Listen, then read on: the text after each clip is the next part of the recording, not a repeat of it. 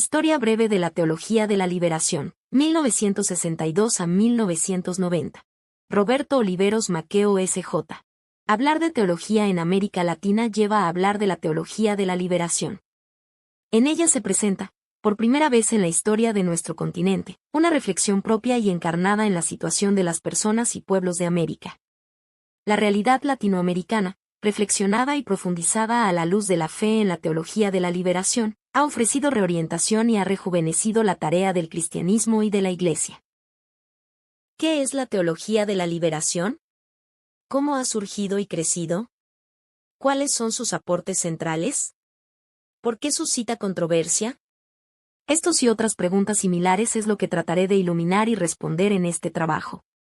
Para facilitar la exposición y lectura del mismo, voy a concentrarme en la experiencia fundante de la teología de la liberación, su método, y su desarrollo histórico que comprende los rasgos centrales de la relectura de los grandes temas teológicos, las críticas, retos, y los aportes centrales de la teología de la liberación. ¿Cuál es la experiencia fundante de la teología de la liberación? ¿Qué hechos marcaron su surgimiento? Como hecho que facilitó su surgimiento, aparece el Concilio Vaticano II y su llamado y puesta en práctica de abrirnos al mundo en el cual la Iglesia debe actuar como sacramento de salvación. El Vaticano II derribó muros objetivos y subjetivos que nos distanciaban y deformaban la realidad.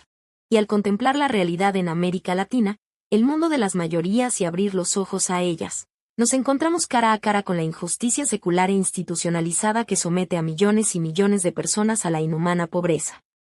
Tropezar a cada paso con esa injusta pobreza sacudió profundamente los corazones cristianos bien intencionados. Esta experiencia, aunque lejana en el tiempo, permitió acercarnos a la de Moisés ante la situación de sus hermanos israelitas en Egipto, esa situación de esclavitud. Y teología de la liberación, su experiencia fundante. El hecho brutal de la esclavitud y pobreza de las mayorías latinoamericanas empujaron decisivamente a reflexionarlas a la luz de Dios de Jesucristo y recomprender nuestra misión. Como anunciar y vivir la buena nueva del reino implicó el adquirir una nueva conciencia del ser y quehacer de la Iglesia. ¿Cuál es la experiencia e intuición originales de las que brota la teología de la liberación? No fue otra que la experiencia cotidiana de la injusta pobreza en que son obligados a vivir millones de hermanos latinoamericanos. Y en esta experiencia y desde ella, la palabra contundente del Dios de Moisés y de Jesús, esta situación no es conforme a su voluntad, sino contraria a ella. En esta experiencia fundante destacamos tres elementos importantes: los pobres, las formas de la caridad cristiana hoy y la conversión. 1. Los pobres y la pobreza.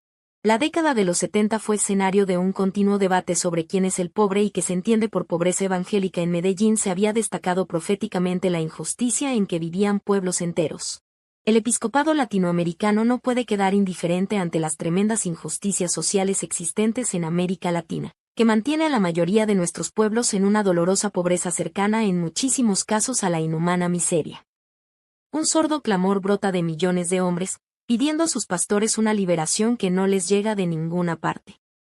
Esta constatación abrió el corazón de muchos a la causa de los pobres, además de provocar el enriquecimiento de la fe desde la perspectiva de los oprimidos de la tierra. Pero también suscitó una reacción de desconfianza y aún de rechazo. Es más, se formó un clima de confusión y oscuridad que intentó nuevamente ocultar la realidad. Hacia el final de los años 70 todavía era frecuente escuchar que los pobres estaban en esa situación por ser flojos y viciosos, o que los ricos materialmente eran muy pobres en valores espirituales. Semejantes frases, al generalizar el mal y no distinguir causa y efecto, pretendían mantener, al menos, la conformidad ante las tremendas injusticias sociales. Sin embargo, la experiencia del dolor secular de los campesinos, de los indígenas y de los negros, que toma nuevas formas en las barriadas y campos latinoamericanos y cuyo clamor, si en momentos apareció sordo, se fue haciendo cada día más claro y fuerte. Puebla 89, siguió empujando la reflexión de la teología de la liberación. La Conferencia Episcopal de Puebla tuvo la paciencia de volver a describir quién es el pobre y que el motivo de su situación no es casualidad, sino casual.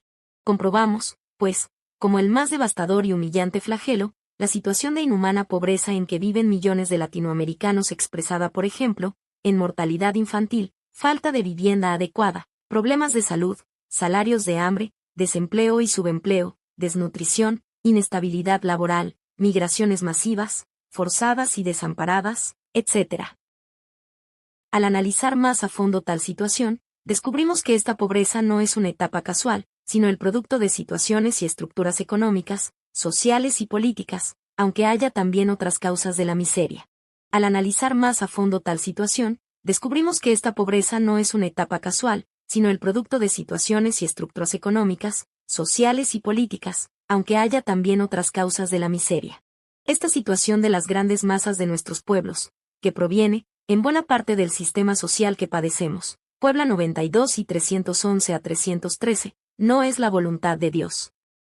Esta experiencia fundante, que va a reorientar a construir la fraternidad, es retomada en la conferencia de Puebla y expresada con claridad profética. Vemos, a la luz de la fe, como un escándalo y una contradicción con el ser cristiano, la creciente brecha entre ricos y pobres. Esto es contrario al plan del Creador y al honor que se le debe. En esta angustia y dolor, la Iglesia discierne una situación de pecado social, gravedad tanto mayor por darse en países que se llaman católicos. Pocas líneas más adelante, los obispos afirman como en los rostros de los niños pobres, indígenas, campesinos marginados, ancianos, etc., debemos reconocer los rasgos sufrientes de Cristo. Puebla 31 a 39. La experiencia concreta y golpeante del dolor de los pobres nos abre a la experiencia de quien está presente en ellos. El Señor Jesús, Mt 25, 31 a 46. Hablar sobre Dios es hacer teología. En la experiencia fundante de la teología de la liberación se ha redescubierto que hablar de los pobres es hablar de Cristo, es hablar de Dios, lo que hiciste a ellos, a mí me lo hiciste, Mt 25, 40. Pero hablar hoy de los pobres es hablar de los hombres explotados del tercer mundo, es hablar de las mayorías latinoamericanas. En la solidaridad de Dios en Cristo con los empobrecidos de la tierra se encierra el misterio del hombre. Cristo se encuentra y revela en los pequeños y olvidados a los ojos de los mundanos. Mt 11, 25 a 27. El tema central de nuestras vidas y de toda espiritualidad, como encontrarse con Dios, donde se le ama, conoce y comulga con él, conduce al corazón mismo del Evangelio, amar a Dios y al prójimo. Pero este tema adquiere realidad cuando se plantea desde los pobres. ¿Qué significa amar a Dios y al prójimo hoy en América Latina? 2. Amar a Dios y al prójimo hoy en América Latina. Este segundo elemento central entra en la experiencia fundante que dio origen a la teología de la liberación, hace fácilmente y comprensible el porqué de su impacto en la conciencia cristiana latinoamericana. Ahora bien, cuando vivíamos de espaldas a las grandes mayorías empobrecidas, ¿cómo las íbamos a amar?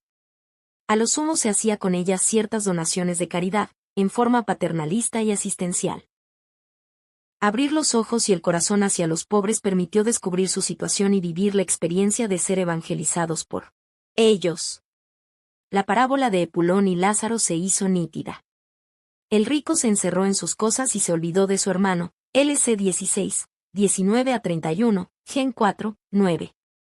El rico Epulón no salió de su camino, no entró en el camino del necesitado y no conoció a Dios. El mismo mensaje central aparece en la parábola del samaritano, la cual comienza con la cuestión sobre el mandamiento central, LC 10, 25 a 37. El prójimo no es primordialmente el pariente cercano, el círculo de amistades, sino el otro que está tirado sufriente al lado del camino, ese desconocido y diferente que precisa de mi ayuda y solidaridad. Prójimo no es aquel que yo encuentro en mi camino, sino aquel en cuyo camino el amor me empuja a situarme. Aquel a quien yo me acerco y busco activamente movido por los mismos sentimientos que tuvo Cristo Jesús. El Señor Jesús y los fariseos conocían el decálogo y las prescripciones de la Torá. Sabían que el primer mandamiento y principal es el amor a Dios y al prójimo. Es más, ambos lo predicaban y lo tenían como piedra capital de su doctrina. ¿Por qué el enfrentamiento con esos hombres religiosos si coincidían en lo esencial del mensaje? El meollo del asunto está en qué experiencia se tiene de y qué contenido se le dé al prójimo y consiguientemente.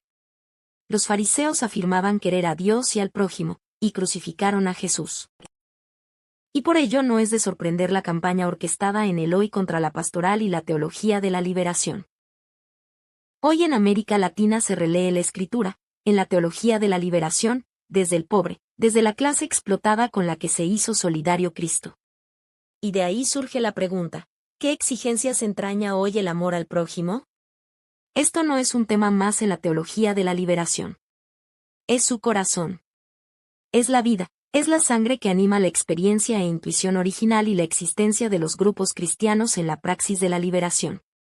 Amar a Dios y al prójimo significa salir de mi camino, entrar al camino del oprimido, del golpeado por la injusticia y comprometerme con su causa. Ciertamente, lo anterior lleva a menudo riesgo de la misma vida, como nos anunció Jesús, el buen pastor, 7. Pero ese hacernos hermanos desde los pobres y no solo sabernos hermanos y quedarnos en palabras, es lo que lleva a construir sobre roca, Mt 7, 21 a 27. El compromiso con el pobre permite superar el reduccionismo de considerar el amor al prójimo como el amar solo su alma y a todo tipo de espiritualizaciones deformantes. Lo mismo se diga de la reducción del amor al prójimo, entendiendo este como la propia familia o grupo cerrado que nos rodea. El amor al prójimo pobre abre a la universalidad, al reconocimiento que todos somos hijos de un mismo Padre. La universalidad del amor al prójimo adquiere peso de la verdad, cuando tiene, como preocupación prioritaria, amar a aquellos hermanos que los poderosos de este mundo desprecian y denigran, los indígenas, los analfabetos, los marginados, los negros, Mt 5, 46. El sentido y significado de este elemento de la experiencia fundante de la teología de la liberación fue también recogido y expresado por el Sínodo Regional de Puebla, atento a la voz del Espíritu que clama desde el pueblo pobre. El amor a Dios, que nos dignifica radicalmente, se vuelve por necesidad comunión de amor con los demás hombres y participación fraterna. Para nosotros, hoy, debe volverse principalmente obra de justicia para los oprimidos, esfuerzo de liberación para quienes más lo necesitan. En efecto, no puedes amar a Dios a quien no ves, si no amas al hermano que sí ves. Por ello, el que dice que ama a Dios y desprecia al hermano es un mentiroso. 1 Jn 4, 20.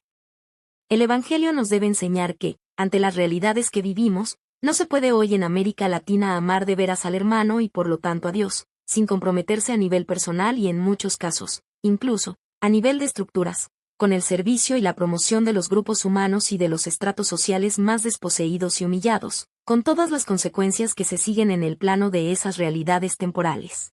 Cristo vivió el amor eficazmente. Con eficacia profética, con eficacia de cruz. Amar como Cristo conlleva hoy también tomar la cruz y seguirlo.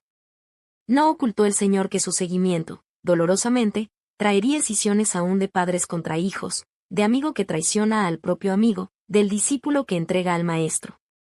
La misión hoy de crear una sociedad fraternal, amar en la historia, implica una dimensión política, una caridad, al modo de Jesús, subversiva del desorden social, de la injusticia institucionalizada. El amor evangélico lleva a la unidad, que tiene su modelo en la unidad misma de la Santísima Trinidad, JN 17, 21. Ahora bien, la unidad de los seres humanos no se logra sino superando las contradicciones en que históricamente nos encontramos situados, pues las tinieblas se oponen a la luz. JN 1, 11. Hoy, la sangre de Dios en el pobre sigue redimiendo. Sangre derramada del oprimido en su esfuerzo contra el opresor para que deje de serlo. Sangre sin odio, pero con misión. El color de la sangre de Cristo, el amor, se recoge en la teología de la liberación. El calor humano del amor, también sus rasgos afectivos, se resitúan evangélicamente al vivirse desde el pobre y su causa. El mandamiento y modo de amar a Dios y al prójimo por Jesús de Nazaret sorprendió a muchos entendidos de su época.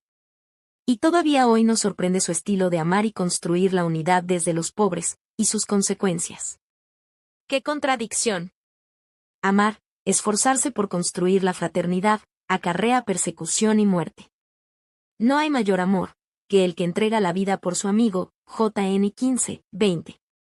Pero esta lucha y dolor tiene la certeza del triunfo, JN 16, 33. 3. El pobre y la conversión cristiana. En nuestra historia, la comunión con el prójimo pasa necesariamente por el amor a los Lázaros actuales, LC 16, 19 a 31. Amar al prójimo se hace verdad cuando amamos a los empobrecidos de la tierra. La conversión, etimológicamente, significa el retomar el camino. La conversión cristiana es retomar el camino del amor al prójimo, al modo de Jesús, sintonizar el corazón con él, llorar con su dolor, alegrarse con sus gozos. El impulso del espíritu no termina al descubrir al herido al lado del camino, sino en el comprometerse con él, entrar eficazmente en su camino, comprometerse en su liberación. Este elemento de la experiencia fundante permitió comprender y profundizar la metanoia, la conversión cristiana a la cual todos somos llamados. Convertirme a Cristo significa hacerme hermano con el pobre. Cuando aquel muchacho rico, bien formado y cumplidor de los mandamientos, preguntó a Jesús sobre lo que tenía que hacer para ganar la vida eterna, recibió una respuesta clara y amorosa del Maestro, pues se había ganado su afecto con su sinceridad. Comparte tus bienes con los pobres y entonces sígueme. MC 10, 21. Aquel joven fue sorprendido de lleno. Esa respuesta no se la habían enseñado sus profesores. Le habían enseñado, y cumplía, las normas morales de no robar, respetar a la mujer del prójimo, no emborracharse, etc. Pero hacerse pobre con los pobres para vivir la fraternidad, eso se les había pasado por alto. Lo mismo ocurrió con Nicodemo. El anuncio del Señor, el reino de Dios se ha aproximado, Mt 1, 15, encerraba un compromiso muy concreto: vende tus bienes, hazte hermano con el pobre y tendrás un tesoro en el reino de los cielos. Desde la experiencia del caminar con los empobrecidos de nuestras ciudades periféricas, o en las zonas rurales se ha iluminado y recogido en la teología de la liberación o nuclear de la conversión cristiana. Hemos comprendido en su amplia dimensión lo que significa la pobreza evangélica. Todos somos llamados a la opción por los pobres, a vivir la pobreza evangélica. La división entre ricos y pobres es un pecado. Esta división no es querida por Dios. Hay que denunciarla y superarla. Jesús y sus discípulos ofrecieron un modelo de vida proclamado como bienaventuranza. Puebla 1148. Los religiosos son llamados a vivir en radicalidad dicha pobreza, pero este es patrimonio de todo el pueblo de Dios. Sin compartir los bienes, la fraternidad queda en simples y estériles buenos deseos. El que comparte los bienes entra en el reino de los cielos. Mt 25, 31 a 46. La pobreza evangélica no es un nihilismo, ni escuela de ascetismo. La pobreza evangélica, que implica el amor al prójimo como vimos, es la roca donde se construye la hermandad. Esto no es algo utópico o lejano, sino tarea y empeño diario de una gran multitud de seguidores de Jesús.